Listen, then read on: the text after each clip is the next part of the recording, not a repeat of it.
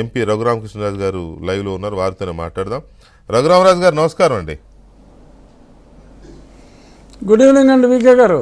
రఘురామరాజు గారు ముందుగా కంగ్రాచులేషన్స్. మీరు ఒక రకంగా చెప్పాలంటే టీడీపీ, జనసేన, బీజేపీ కంటే మీరు ఎక్కువ ఫైట్ చేశారు ఈ పొత్తు కోసం, పొత్తు కుదరాలని దాదాపు 2 సంవత్సరాల నుంచి.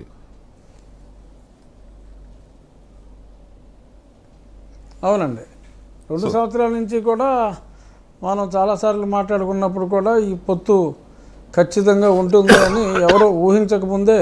అవును, ఎందుకంటే నేను ఇప్పుడు కొన్ని ఫ్యాక్ట్స్ రివీల్ చేస్తా. ఏంటంటే 2.5 సంవత్సరాల క్రితం ఉత్తరప్రదేశ్ ఎన్నికలప్పుడు ఈ పొత్తుకి ఒక బీజం పడాలి అనే ఒక ఉద్దేశంతో నేను రాజీనామా చేస్తాను, నేను రాజీనామా చేసి భారతీయ జనతా పార్టీ తరఫున తిరిగి పోటీ చేస్తాను, నాకు తెలుగుదేశం జనసేన సహకారంతో నేను పోటీ చేస్తాను అని చెప్పి నేను ఢిల్లీ బీజేపీలో అత్యంత ముఖ్యులైన అతిపెద్దలకు నేను చెప్పి అప్పట్లో కన్సెంట్ కూడా తీసుకోవటం జరిగిందండి. అనుకోకుండా ఆ కరోనా వేవ్ రావటం, అప్పుడు పార్టీ అధ్యక్షులకి కరోనా రావటం, నేను కలవాల్సిన వాళ్ళు డిసెంబర్ ఎండ్కి విదేశాలకు వెళ్ళటం, ఒక 8-9 రోజులు గ్యాప్ వచ్చింది. ఈలోపు ఆ ఎన్నికల సైరన్ మోగింది.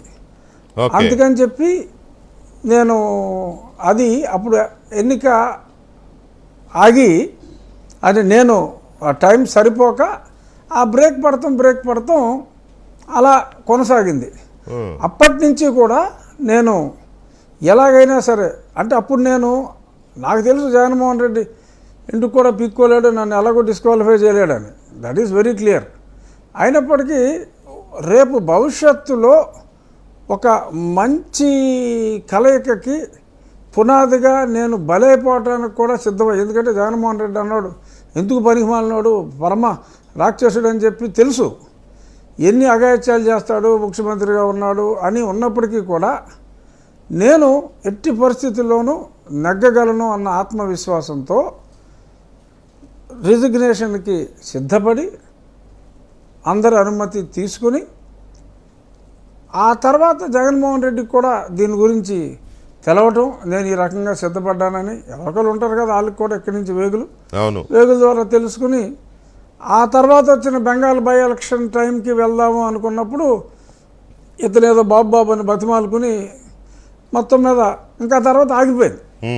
బట్ ఈ పునాది ఏదైతే అప్పుడు నేను 3 పార్టీల పెద్దలతో మాట్లాడానో, నా ఎన్నికకి వారందరూ సమ్మతించిన ఆ బ్యాక్గ్రౌండ్ నాకు ఉంది కాబట్టి అప్పటి నుంచి కూడా నేను అందరితో